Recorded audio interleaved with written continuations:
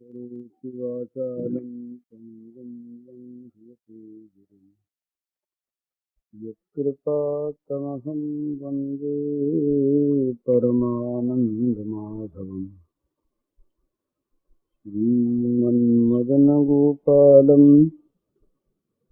वृन्दारण्यपुरन्दरं श्रीगोविन्दं प्रपद्येऽहम् दीनानुग्रहकारकम् वन्दे मुकुन्दमरविन्ददलायदाक्षम् कुन्देन्दुशङ्खदशनं शिशुगोपवेशम् इन्द्रादिदेवगणवन्दितपादपीठम् वृन्दावनालयमहं वसुदेवसूनुम्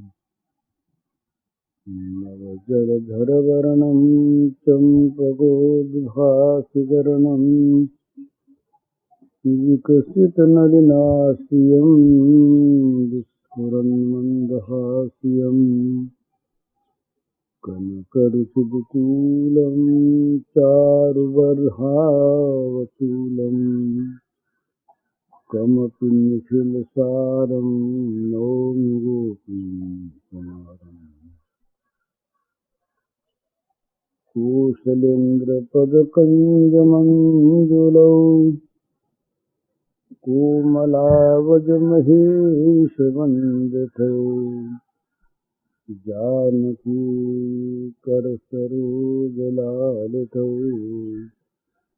चिन्तकस्य मनभङ्गसंयमौ। जैसे किसी गोदाम में जो चीज भरी होती है उसी की गंध आती है, इसी प्रकार मनुष्य के मन में जिन संस्कारों का प्राबल्य होता है, जो अधिक मात्रा में और जो सामने होते हैं, उन्हीं की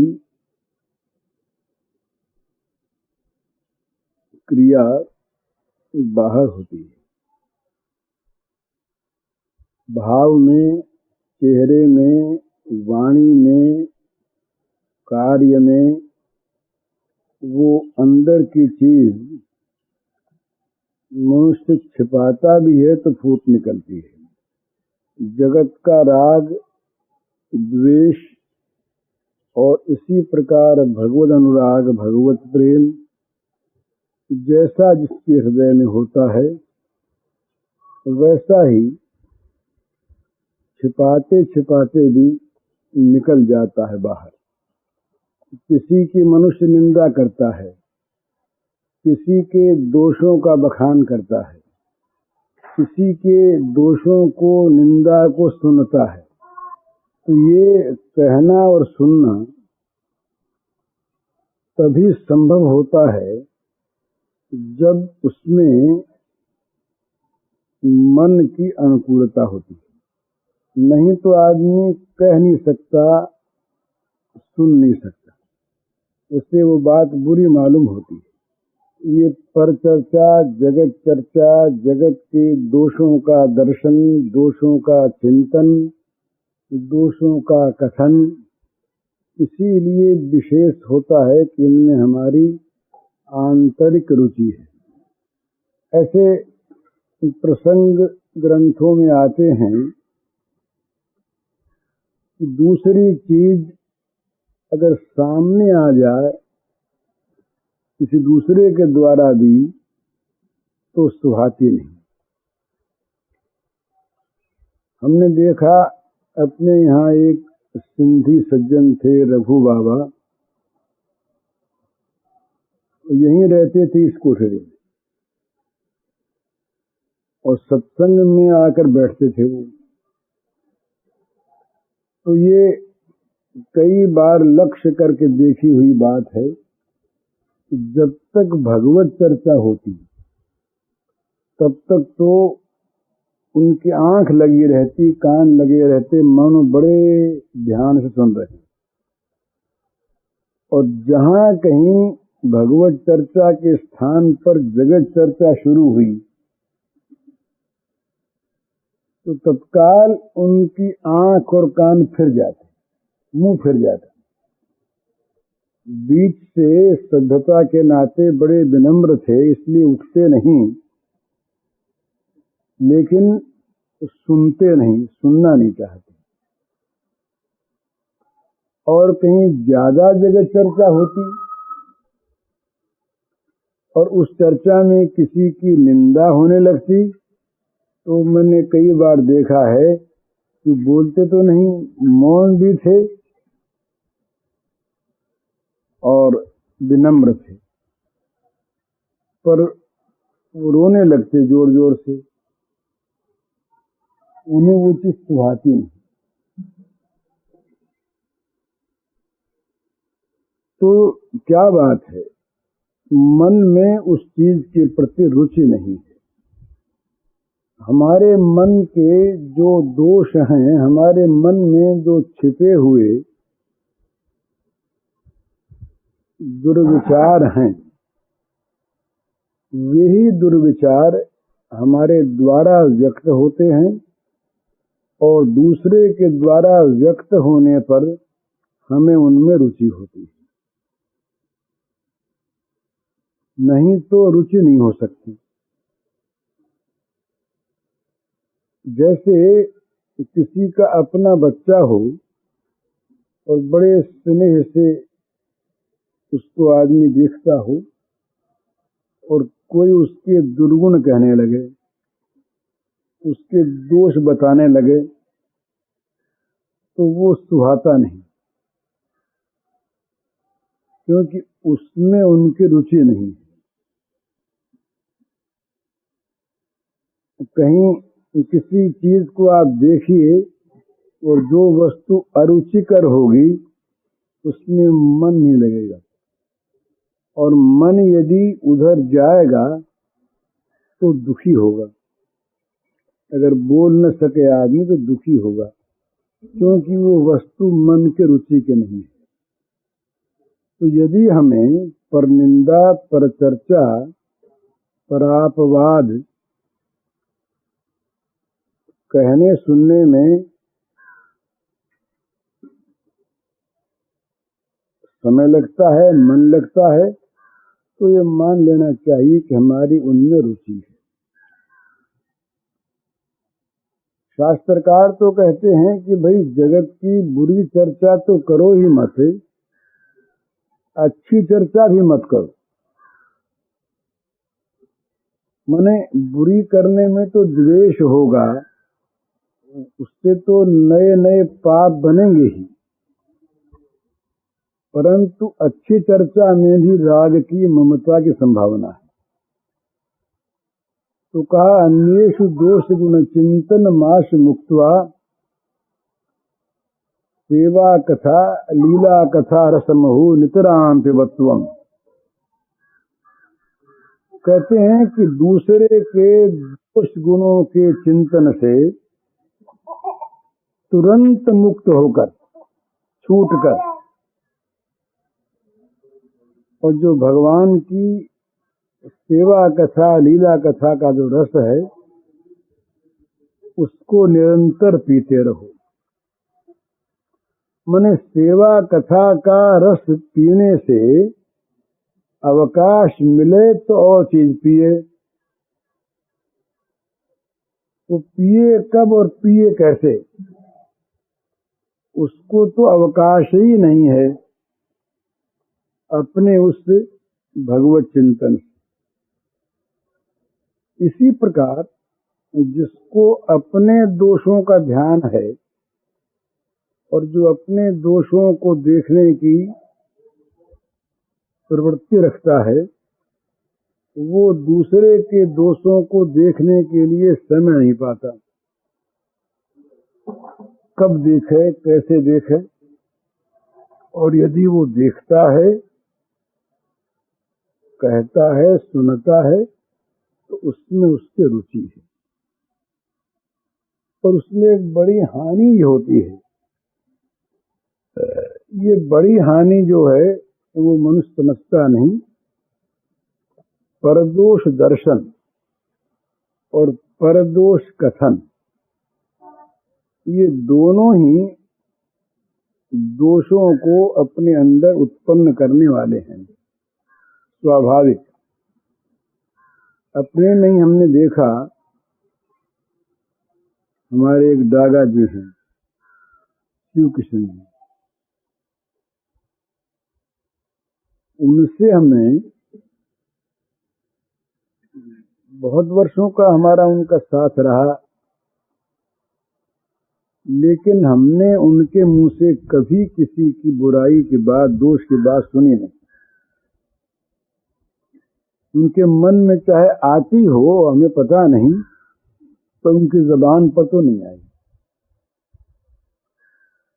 उन्होंने कभी अपनी बड़ाई की हो, ये हमें सुनी नहीं बात उनकी मुंह से।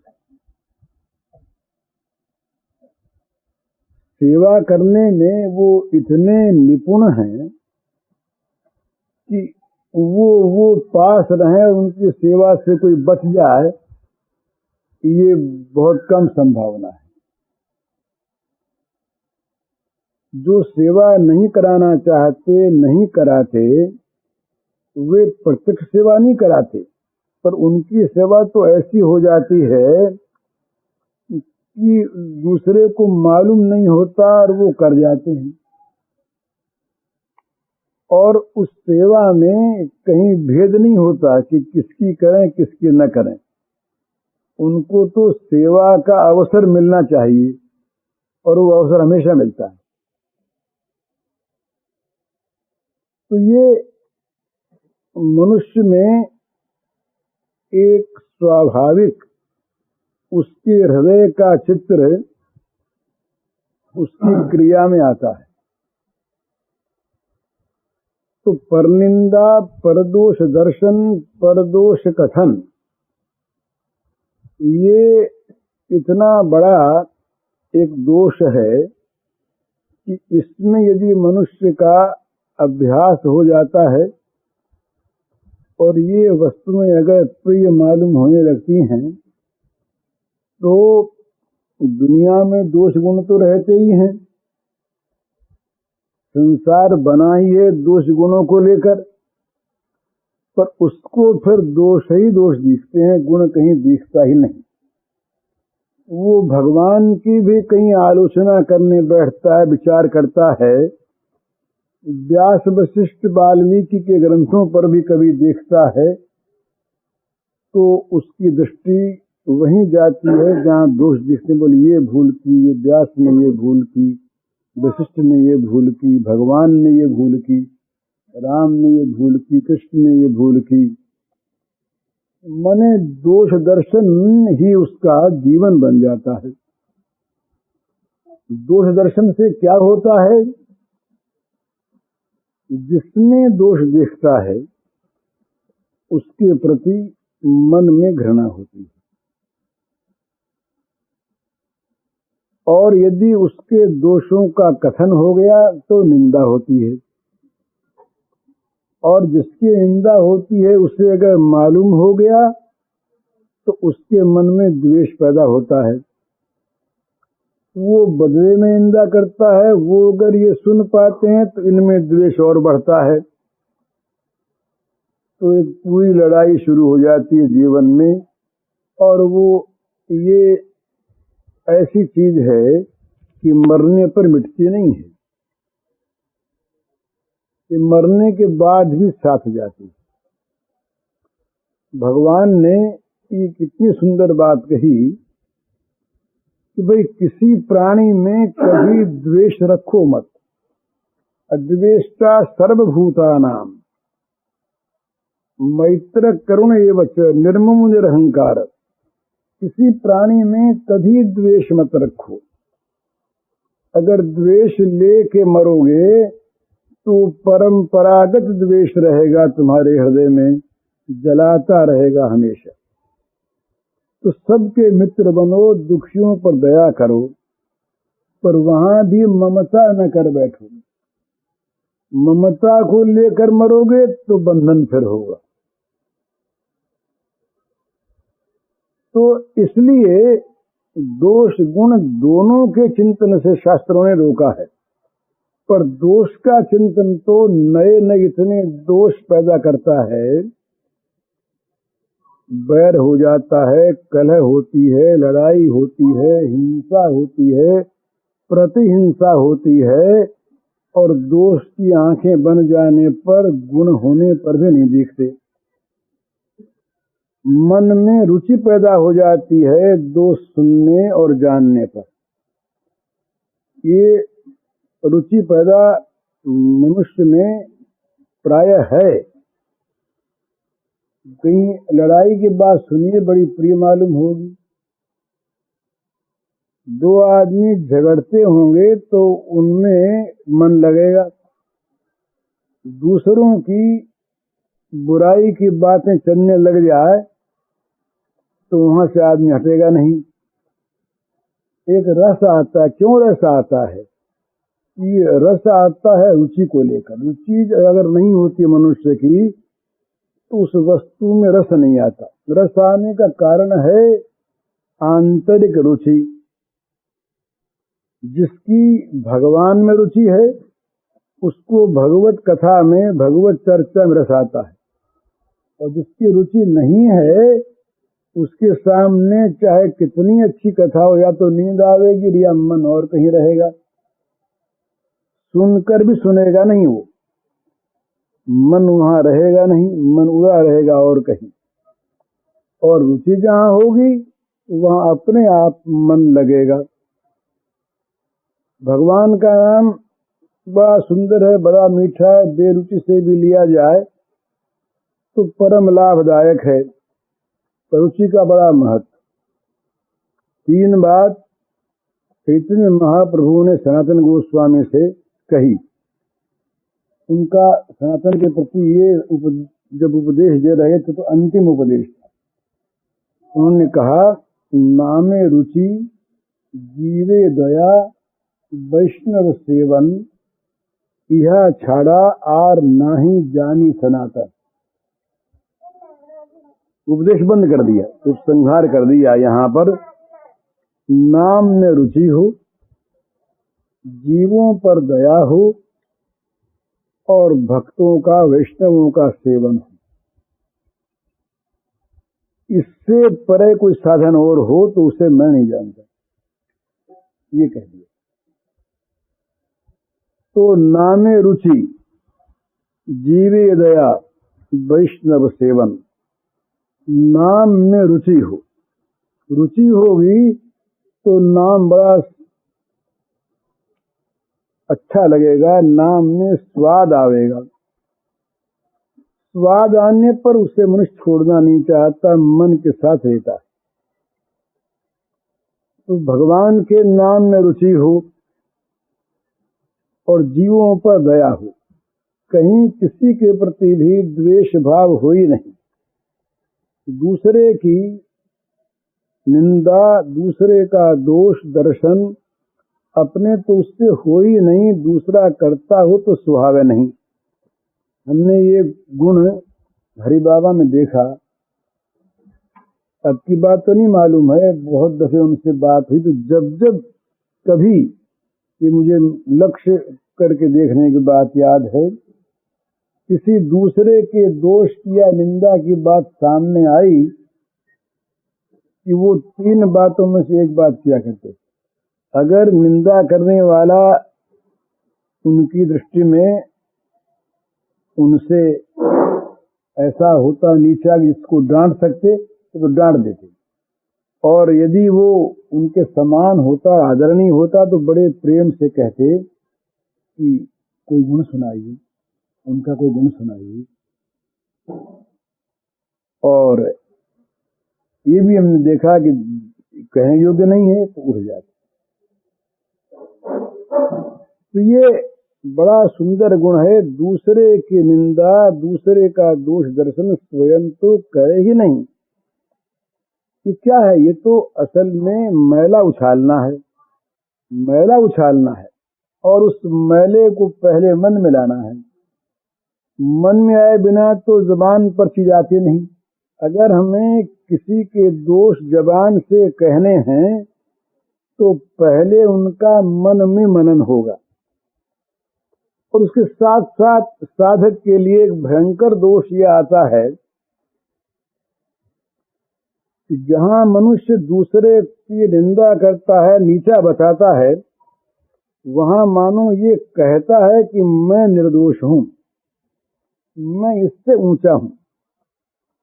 अगर मनुष्य के मन में अभिमान न हो तो दूसरे की निंदा वो कैसे करे? तो चाहे वो उससे अधिक नीच हो,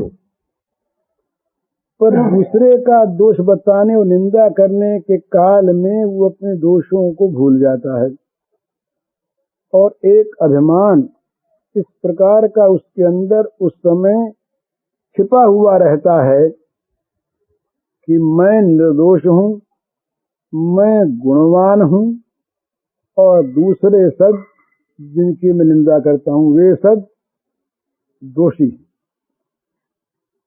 दुर्गुण वाले। तो ये जहां अभिमान पैदा हुआ अच्छाई का अपने अंदर, वहां दूसरे सब नीचे दिखने लगे, और नीचे दिखे कि तिरस्कार हुआ। भगवान ने तो बड़ी सावधानी रखने को कहा कि भाई सब में तुम भगवान को देखो, सब में हरि है। केवल केवल चेतन पदार्थों में ही नहीं, जड़ में भी भगवान भरे हैं।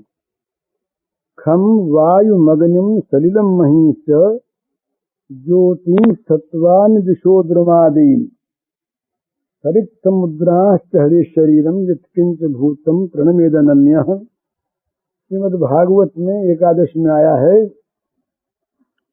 कि भाई आकाश, वायु, अग्नि, जल, पृथ्वी, ये नक्षत्र तारा, ये सब जीव समूह, ये दिशाएं, ये वनस्पति, पेड़, अंकुर, बेल इत्यादि, ये नदियां, समुद्र, ये सब के सब भगवान के शरीर हैं। इसलिए प्रत्येक प्राणी में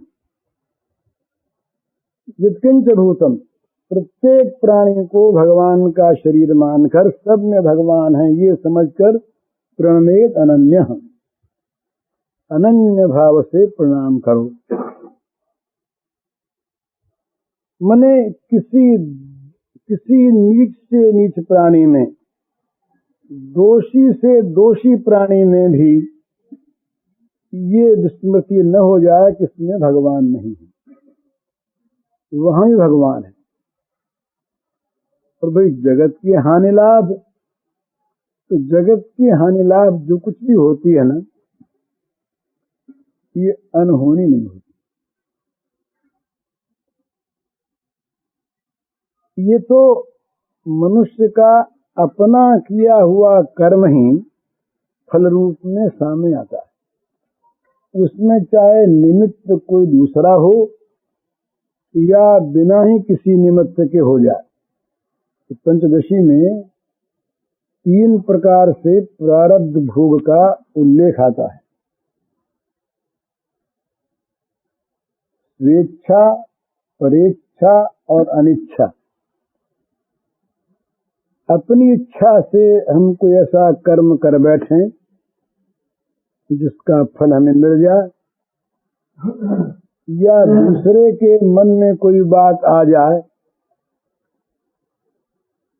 और उसके द्वारा हमें फल मिल जाए, या बिना किसी की इच्छा के ऐसे ही राह चल रहे हैं और डाल टूट पड़ी, हम उसके नीचे से निकले, इससे कि सिर फूट गया।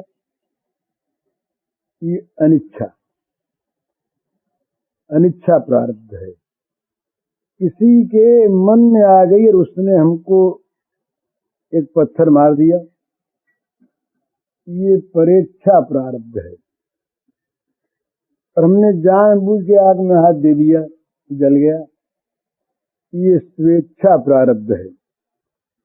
परंतु चाहे स्वेच्छा हो, चाहे अनिच्छा हो, चाहे परेच्छा हो, हमें जो कुछ भी फल रूप में प्राप्त होता है वो है प्रारब्ध।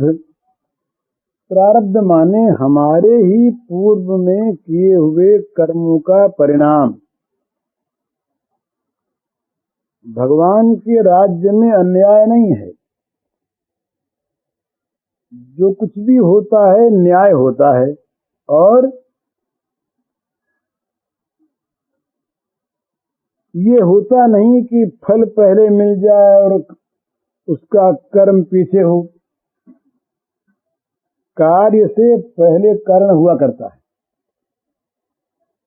तो ये सिद्धांत है कि हमको जो कुछ भी सुख दुख मिलते हैं, जो कुछ भी हमारा लाभ हानि होता है, ये सारा का सारा हमारे ही अपने ही किए हुए कर्मों का अनिवार्य परिणाम है। तो यदि कोई दूसरा मनुष्य हमारे दुख में कारण बनता है, तो दुख तो हमें प्राप्त हुआ है अपने कर्म का ही, वो निमित्त बन गया, उसके जिम्मे एक पाप बंध गया। तो वहां उस पर दया करनी चाहिए कि भगवान इस पर क्षमा करें।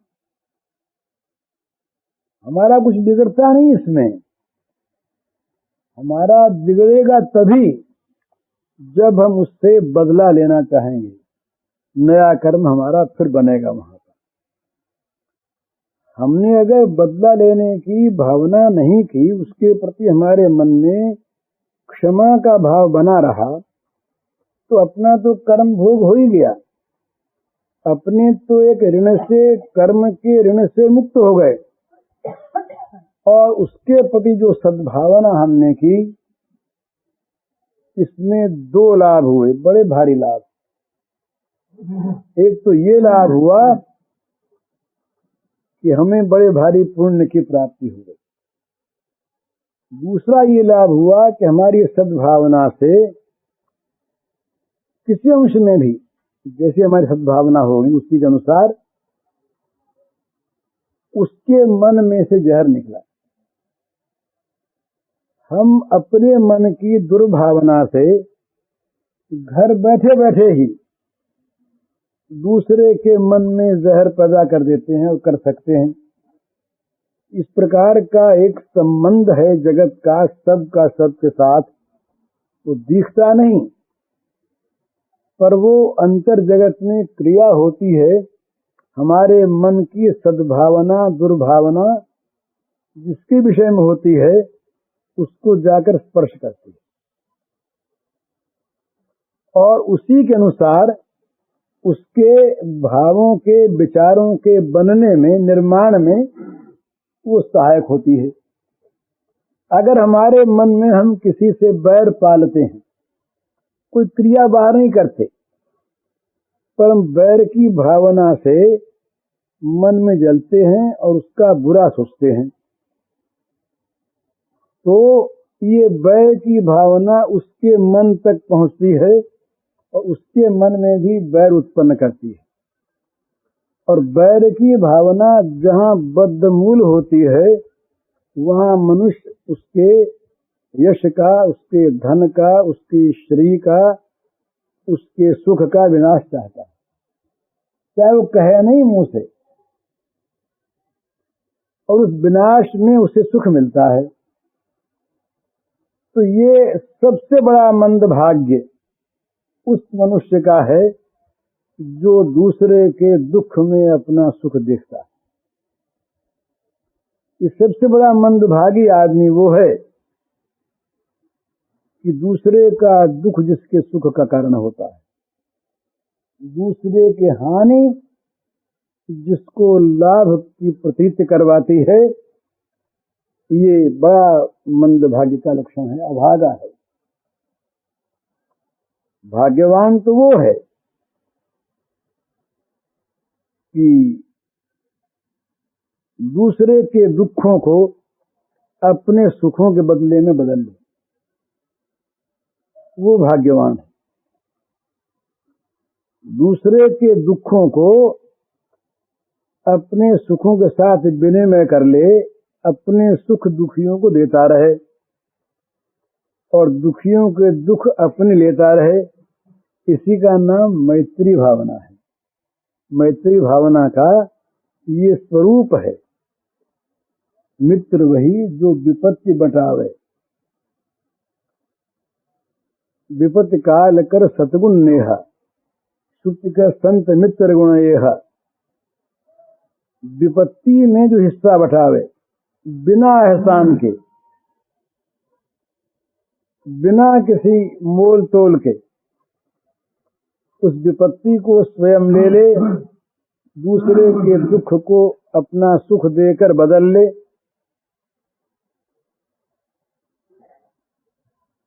दूसरे के सुख से जिसको सुख हो, दूसरे को सुखी बनाने के लिए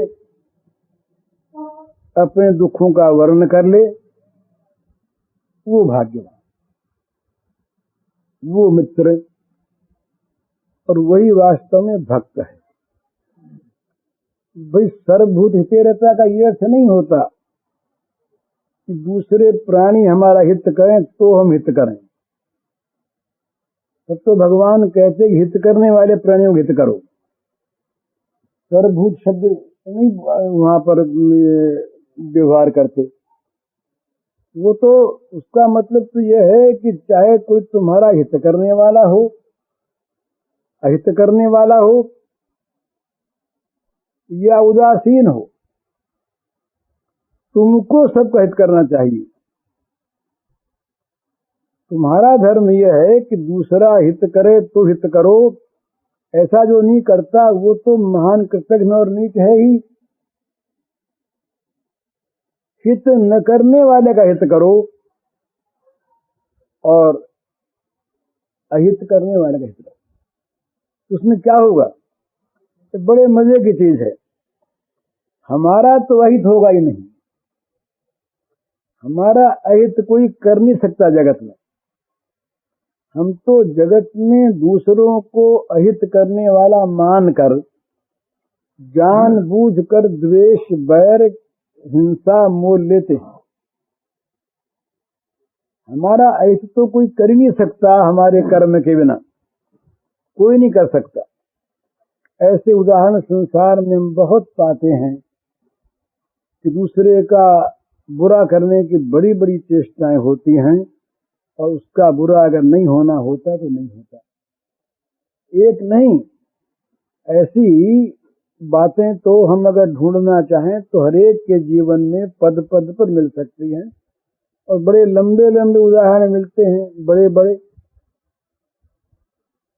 ये कलकत्ते में स्टेगर्ट साहब थे पुलिस कमिश्नर, उनको मारने की 7 बार चेष्टा हुई क्रांतिकारियों में, वो मरे ही नहीं, बच ही गए।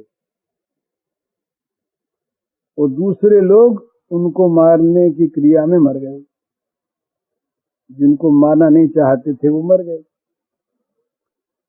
तो ये अपना जो कुछ भी हिताहित होता है, ये तो होता है अपने प्रारब्ध से ही। अगर हमारा अहित नहीं होना है तो दूसरा कर नहीं सकता, और यदि होना है और अगर कोई करने वाला नहीं मिलेगा तो हम स्वयं कर लेंगे, दुर्बुद्धि होगी तो, अथवा अनिच्छा से हो जाएगा। लेकिन हम यदि दूसरे का अहित चाह लेते हैं, हम अगर दूसरे के अहित में सम्मति दे देते हैं मन की भी, तो हमारा अहित शुरू हो जाता है। 3 प्रकार से पुण्य और पापों का संपादन होता है, कृत, कारित और अनुमोदित। स्वयं करे दूसरे से करवाए और कोई करता हो तो उसका समर्थन करे, अनुमोदन करे। पुण्य पाप दोनों ही। अच्छा कर्म स्वयं करे, दूसरे को प्रेरित करे अच्छे कर्म के लिए, अथवा दूसरे को प्रोत्साहन दे, अनुमोदन करे, समर्थन करे। इसी प्रकार पाप कर्म भी स्वयं करे, किसी से कहकर करवाए और करने वाले का समर्थन करे। तो यदि हम किसी दूसरे के अहित में अपनी सम्मति दे देते हैं, सम्मति का अर्थ ये नहीं, यही नहीं किसी से हम कहें भी, किसी का अहित होता हो और उस अहित को देखकर हमारे मन में जरा सी सुख की, आश्वासन की लहर सी आ गई, हमने सम्मति दे दी, उसके हित में हमारा अनुमोदन हो गया, अहित में अनुमोदन हो गया, तो हम उसके हिस्सेदार हो गए। बदला लेने की भावना जो है ना, ये तो बहुत लंबी चलती है। भाई एक तो बदला हाथ के हाथ ले लिया, एक मारने वाले को दो मार दिया, ऐसे नहीं लिया, पुलिस में रिपोर्ट कर दी, केस चला दिया। ये नहीं किया और अपने को बड़ा शांत शिष्ट साधु मानते रहे और ये मन में किया कि भगवान तो सब देखते ही है ना, वो न्याय करेंगे। तो हमने बड़े कोर्ट में फरियाद कर दी, नालिश कर दी। ये भी नहीं किया, तब भी मन में रह जाता है प्रतिशोध का भाव। 5 साल 10 साल के बाद उस पर कोई विपत्ति आई, उसका लड़का मर गया या और कोई आफत आ गई, तो हमको स्मृति हुई, देखो इसने हमको दुख दिया था ना, उसका बदला मिल गया है। तो चाहे उसे उस पर वो विपत्ति आई हो किसी उसके और कर्म से, पर हमने तो अपने खाते में उसको खतिया लिया कि हमको चूंकि इसने दुख दिया था, उसका फल भगवान ने इसको दे दिया। तो इसका परिणाम क्या हुआ? हमारे पल्ले उसके अहित का एक पाप बंध गया। हमने जो उसके अहित में अपना मन दिया, अपनी मति दी, अपनी सम्मति दी, ये पाप हमारे पल्ले बंध गया। तो ये बुराई दूसरे की हमारे मन में तभी आती है, तभी रहती है जब उसमें हमारी रुचि होती है, हमें वो अच्छा लगता है। तो ये बात कभी नहीं होनी चाहिए। दूसरे की बुराई, दूसरे का अहित सहन नहीं होना चाहिए।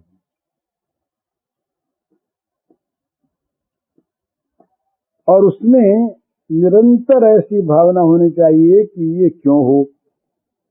और सर्वोत्तम चीज तो यह है कि भगवान का स्मरण इतना अखंड हो, इतना निरंतर हो कि दूसरे स्मरण के लिए अवकाश न रहे। भाई कब करे स्मरण? मन कहीं खाली हो तब न। हम बात करते हैं बड़ी ऊंची ऊंची, पर अगर हम अपने मन को देखें तो मालूम होता है कि मन नरक में है। गोपियों की बात करते हैं। अब गोपियों के लिए भगवान ने ये स्वयं कहा, ता मन मनस्काहा। गोपियों के मन में श्री कृष्ण का मन काम करता है और कोई मन उनका अपना है ही नहीं। तो और चीज तो उसमें आने की गुंजाइश तब हो कि जब मन अपना हो। भगवान का मन जिनका मन बन जाता, हम बात तो उनकी करें, और हमारे मन में जगत का कलुष भरा हुआ हो, जगत के पाप भरे हुए हों तो उसका फल क्या होगा। तो इन पापों को निकालने का रास्ता यही है। इन सब चीजों से आती भी हो अगर ये मन में दोष से, तो इनको जगह न दे, माने इनका विस्तार हो, इस प्रकार की कोई क्रिया न करे, उस चर्चा न करे, उसकी आलोचना न करे, किसी से कहे सुने नहीं, अंदर ही अंदर उस जहर को पी कर उसे अमृत बना दे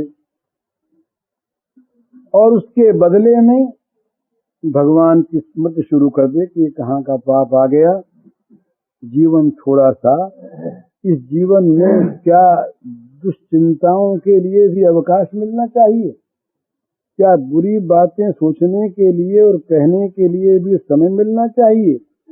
कहाँ समय है, कितना जीवन है, इस जीवन का तो एक एक क्षण भगवान में लगना चाहिए, एक एक क्षण भगवान की स्मृति में लगना चाहिए कि और चीज मन में आवे नहीं, और आवे तो बस रोने लगे कि महाराज ये क्या हो गया, ये आपके स्थान में, ये आपकी जगह पर क्या पाप आके बैठ गया, महाराज इसको निकालिए। असमर्थ हो अपने तो रोने लगे। भगवान से प्रार्थना करे, भगवान के सामने रोवे, भगवान से मन से कहे कि नाथ ये बड़ी दुर्दशा हो गई हमारी, हमारे मन में ये चीज क्यों आ गई, ये नरकागार क्यों बन गया। उसको वो नरक में रहता है और उसके मन में नरक रहता है जो भगवान को छोड़कर जगत की स्मृति करता है। ये नर नरक रूप जीवत जग, भव भंजन पद विमुख अभागी। कहते हैं कि उन लोगों का जीवन जो है वो जगत में नरक रूप है और वो अभागे हैं जो भव भंजन पद विमुख हैं। भव का भंजन करने वाले, भगवान के चरणों से जो विमुख हैं वो अभागे हैं और उनका जीवन नरक रूप है। तो इस प्रकार की दुश्चिंता, दुष्ट चर्चा से हमेशा बचता रहे। तेरे भावे जो करो भलो बुरो संसार, नारायण तू बैठ कर अपने भवन बुहार। संतों की बात है, भाई दोष दिखते हो, देखने हो तो अपने देखो और अपने घर को साफ करो, इसकी मैल को निकालो। दूसरों के दोषों को न देखो, न चर्चा करो, न चिंतन करो।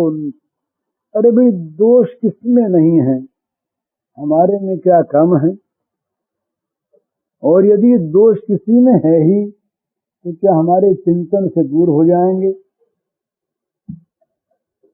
तो निरंतर इस प्रकार की चेष्टा करनी चाहिए कि परदोष, पर चर्चा, पर निंदा का हमारे जीवन के साथ स्पर्श न हो। यदि कहीं पर की चीज आवे भी, ना आवे तो बड़ा अच्छा, आवे भी तो गुण किया, जिसको देख करके हमारे मन में प्रीति उत्पन्न हो, जिसको देख करके दूसरे का सुख हमें सुहावे, दूसरे के सुख में हमें प्रसन्नता हो। मुदिता, करुणा, मैत्री, करुणा, मुदिता, उपेक्षा, इस चार चीजें बताई मन की शुद्धि के लिए पतंजलि ने, कि दूसरे को सुखी देखकर प्रसन्न हो जाओ, दूसरे को बराबर अपने देख करके उससे मैत्री करो और दूसरे को दुखी देख के दया करो। तो जहाँ पाप दिखता हो उपेक्षा करो, उसकी तरफ ताको मत, नहीं तो मामला गड़बड़ हो जाए। तो इस प्रकार से अपने जीवन को भगवान में लगावे, सुख न मिले उसको दूसरी बात सोचने के लिए, कहने के लिए। वही हमारे मन की बात, फिर आप आए हमारे पास, हमारे मन में यदि परदोष भरा है तो आपके सामने हम दोष चर्चा करेंगे, भगवत चर्चा नहीं करेंगे। आप आए हो भगवत चर्चा करने के लिए, आपको भी हम एक बुराई देंगे। ये नियम की बात है कि जिसके पास जो होता है वही देता है। और वहां सावधान रहे कि ले नहीं। बुद्ध भगवान को एक ने आकर के बहुत गालियां दी, देता रहा देता रहा देता रहा, वो बोले नहीं। फिर बहुत देर के बाद वो गाली वाली दे के जब कुछ थकने लगा, तो जाता आदमी कहाँ तक दे, तो आहुति पड़ती है अगर बदले में तब तो बढ़ता है मामला, नहीं थक जाता है। तो बुद्ध भगवान फिर हंस करके बोले कि अच्छा बताइए, आपके घर में कोई अतिथि आवे या आप कहीं जाएं तो कोई आप कुछ दे और आप न लें तो फिर क्या होता है? तो बोले होता क्या, हमारी चीज हमारे पास रह जाती है। तो बोले बस ठीक है, आपके पास गाड़ियां थी, आपने दी, हमने लिए नहीं, तो आपके पास रह गई, छुट्टी हुई। और कहीं ले लेते उनको तो बड़ा द्वेष पैदा होता मन में, बड़ा रोष आता मन में, बदला लेने की भावना होती। एक गाली की 10 गाली देते, बचा था ना मामला। तो दूसरे का दोष गुण कहे तो नहीं कि सुनना पड़े तो उसे ले नहीं। ये अपने को कोई गाली देता है ना, उसको हम ले लेते हैं तो क्या लेते हैं? दूसरे का अवगुण लेते हैं। गाली देना कोई गुण तो है ही नहीं, अवगुण है, उसको हम ले लेते हैं और फिर गुस्सा करते हैं। तो ये क्यों रहे हम? तो बुरी चीज न दे न ले, उसका व्यवहार ही छोड़ दे। ये लेने से लगती है, बुरी चीज लेने से आती है, अगर न ले तो नहीं आती। तो दोनों प्रकार से, देने के लिए तो हम दरवाजा अपना बंद कर दें, और लेने के लिए तो कभी तैयार है या ना, दूर ही से हटाना है। कि बुराई जो है ना, बुराई विषय चिंतन को बुराई माना है। यहां तक विषय चिंतन ही बुराई है। भगवत चिंतन को छोड़कर करने लगे विषय चिंतन, तो कहते हैं कि विषय चिंतन यदि होगा तो उसका फल सर्वनाश होगा। एक क्रम बताया भगवान ने नियमबद्ध, ध्यायतो विषयान पुंसः संगस्तेषु उपजायते, संगात् संजायते कामः, कामात् क्रोधो विजायते, क्रोधात् भवति सम्मोहः, सम्मोहात् स्मृतिभ्रमः, स्मृतिभ्रंशात् बुद्धिनाशो, बुद्धिनाशात् प्रणश्यति। विषयों का चिंतन होगा, विषयों में आसक्ति होगी, आसक्ति का फल होगा विषयों की कामना। कामना अगर पूरी हो गई तो लोभ होगा, और कामना पर चोट लगी तो क्रोध होगा। उसका फल होगा सम्मोह, पूरी मूर्खता। उसका फल होगा स्मृतिनाश, उसका फल होगा बुद्धिनाश, और उसका फल होगा सर्वनाश। तो विषय चिंतन मात्र ही सर्वनाश में कारण है। इसलिए भगवान ने कहा निरंतर मेरा चिंतन करो। अगर सुख चाहते हो तो मुझको भजो, अनित्यम सुखम लोकम भजस्व माम। ये जो लोक है, शरीर, ये अनित्य असुख है। तुम अगर सुख चाहते हो तो माम भजस्व, मुझको भजो, मेरे में चित्त लगाओ। अपने मन की प्रत्येक वृत्ति को, छोटी से छोटी मन की लहर को मेरे साथ जोड़ दो। बस भगवान ही की बात सोचे। मयि मनाधत्व मयि बुद्धिम निवेशय, मय्यर्पित मनोबुद्धि ही। इन सबका ये केवल पाठ करने की चीज थोड़ी है, ऐसा बनने की चीज है। मन को मुझ में लगा दो, बुद्धि का मेरे में प्रवेश करवा दो, मन बुद्धि मेरे अर्पण कर दो। इसका क्या अर्थ है? यही तो भाव है ना, कि हमारा मन, हमारी बुद्धि केवल भगवान के संपर्क में रहे, भगवान की चर्चा सुने, वही कहे, वही गावे, तदेव शृणोति तदेव कथयति तदेव दर्शयति, वही देखे, वही सुने, वही गावे, वही समझे, वही समझावे। भगवान ने कहा कि उनके अंधकार का नाश कर देता हूं मैं। किनका? मच्चित्ता मद्गत प्राणाः बोधयन्तः परस्परम् कथयन्तश्च मां नित्यं तुष्यन्ति च रमन्ति च। मेरे में चित्त वाले और मेरे में जिनका जीवन समर्पित है, ऐसे लोग मच्चित्ता मद्गत प्राणा, कि जब आपस में बैठते हैं तो मेरी बात समझ से समझाते हैं। बोधयन्तः परस्परम्, और मेरी बात कहते हैं, उन्हें और बात कहना सुहाता नहीं, और उसी में वो संतुष्ट रहते हैं, और उसी में उनकी रति होती है, प्रीति होती है, मुझ में ही।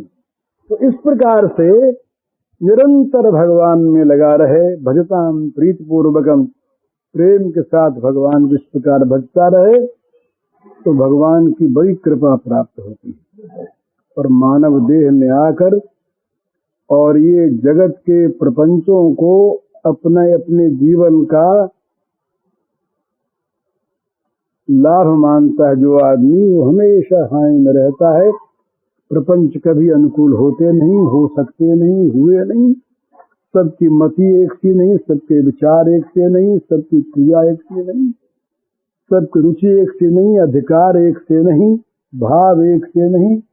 मतभेद होगा ही, विरोध होगा ही, प्रतिकूलता आएगी ही, स्वार्थ लगाया।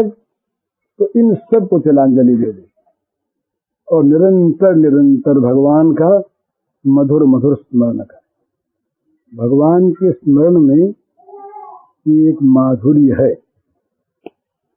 ये तब तक नहीं आता जब तक ये विषय रस ठीक नहीं मालूम। इनमें जहां तक रस है ना, वहां तक उस रस को चखता नहीं आदमी। ये बड़े भेद की चीज है, रहस्य की। भगवान का रस अगर आ जाए चखने में तो ये रस विरस हो जाते हैं, पर भगवान के रस की ओर हमारी रसना कभी जाती ही नहीं। ये भगवान का रस पाने की जहां हम चेष्टा करते हैं, वहां भी विषय रस में रह जाते हैं। भाई संगीत में स्वर किसका अच्छा है, यहाँ रह जाते हैं। बाजे की ध्वनि कौन सी अच्छी, इसमें रह जाते हैं। पोशाक अच्छी कौन सी, इसमें रह जाते हैं। वो जो आत्मा है, वो जो भगवान है, वहां तक स्पर्श नहीं करता हमारा मन। तो इसलिए हम उस रस को चख नहीं पाते। अगर कहीं चख लें तब तो ये रस फीके हो जाए। हम उस प्रकाश में जाना चाहते हैं, पर इसी प्रकाश को लेकर जाना चाहते हैं। ये प्रकाश रहता है वहां, उस प्रकाश में जाते नहीं तो इसकी मलिनता हमारे ध्यान में आती नहीं। तो इसीलिए संतों का संग है, भगवत संग है कि भाई ये करते करते और किसी प्रकार से हमारे मन में वो चीज आ जाए मन में, तब तो काम बने। तो ये ख्याल रखे अपने मन में बहुत ध्यान पूर्वक, जीवन का एक एक क्षण जो है ये महामूल्यवान है। न मालूम किस क्षण हमारी मृत्यु हो जाए। हमारी मृत्यु जिस क्षण में होगी, उस क्षण में अगर हमारा मन जगत में लगा रहेगा, किसी के दोष दर्शन में लगा रहेगा, किसी की निंदा करने में मन लगा रहेगा, किसी के प्रति बैर भाव में रहेगा, तो फल क्या होगा? उसी के अनुकूल हमें देह मिलेगी और उसी के अनुसार हमें संस्कार मिलेंगे। तो हम न मालूम किन संस्कारों को लेकर कहाँ जन्मेंगे और क्या गति हमारी होगी। इसलिए निरंतर ये सावधानी रखे कि हमारे मन में भगवान रहें, भगवान का चिंतन हम करते रहें। फिर वो मौत चाहे जब आ जाए, मौत को यही बात मिलनी चाहिए तो मौत मर जाती है। जहां कहीं मौत आती है और मौत को दिखता है भगवान का चिंतन करता हुआ वो, तो मौत वहां आकर मर जाती है, दोबारा नहीं आती।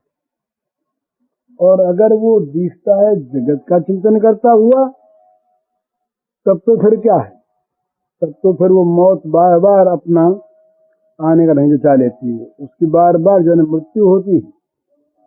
तो भगवान ने कहा सर्वेषु कालेषु माम अनुस्मर, तो फल क्या होगा, माम एव एषसि असंशय। भगवान ने कहा मुझको ही प्राप्त होगा निस्संदेह, एव और असंशय। भगवान ने कहा कि निश्चय ही वो मुझे पावेगा, इसमें कोई शक नहीं। केवल शर्त यही है वो सर्व काल में निरंतर मेरा स्मरण करता रहे, जब कभी भी मृत्यु आवे तो मृत्यु को वो मिले मेरा स्मरण करता हुआ। ये अभ्यास करे, ये चेष्टा करे कि दूसरी चीज कहीं हमारे स्मरण में न आ जाए, इसलिए दूसरी चीजों का संग्रह करना छोड़ दे। कि जितना भी अधिकतर जगत का संग्रह है, इतना ही हमारे मन में उनके लिए स्थान बन जाता है। याद करते हैं भगवान की और याद आ जाते हैं वो मन के संग्रहित जो विषय हैं, न मालूम कितने कितने फिल्म भरे हुए हैं। तो आग तो उन फिल्मों में लगानी है, नई फिल्म थोड़ी भरने हैं, बहुत भर लिए। अब तो केवल भगवान का स्मरण करना, जितना भी समय बाकी रह गया जीवन में उतना तो भगवान को सौंप देना है। भाई दूसरे की उन्नति अवनति होती है नहीं होती, ये भगवान करेंगे। ये हम उन्नति का जो अभिमान करते हैं ना कि हम जगत को सुधार देंगे, कि पहला बिगाड़ तो यही हो गया कि हमारे में अभिमान आ गया, हम सुधारने वाले हैं, जगत तो बिगड़ा हुआ है। तो हम जगत से बाहर कहाँ हैं। तो जगत की सेवा करनी चाहिए भगवान समझकर, जगत से प्रेम करना चाहिए निर्मम होकर, दुखियों पर दया करनी चाहिए अहंकार छोड़कर। पर किसी के दुख में हम उसको बढ़ाने वाले हो जाएं, किसी को दुख देने वाले हो जाएं, और उसमें हम किसी प्रकार का सुख समझें या ऐसी कल्पना करें, तो असंभव बात है। दूसरे को दुख देकर कोई सुखी नहीं हो सकता, ये सिद्धांत मान लेना चाहिए। तो दूसरे के दुखों की तो हम कोई ऐसी चेष्टा करें ही नहीं। हमारे लिए तो उचित यह है कि दूसरों का चिंतन ही बंद हो जाए, एकमात्र भगवान का चिंतन हो, और वो चिंतन रसीला हो जाए। ये रस नहीं आता ना तभी तक भूल होती है, और रस नहीं आता तभी तक जगत का रस हमें अच्छा लगता है। जिसमें रस आ गया तो महाप्रभु चैतन्य वाली बात होती है, रस आने के बाद फिर यहाँ से भाग जाता है आदमी, माने उसका मन भाग जाता है यहाँ से, इसमें वो रमता नहीं, सुहाती नहीं सुहावे जग की चर्चा, दिलवर की चर्चा सहती।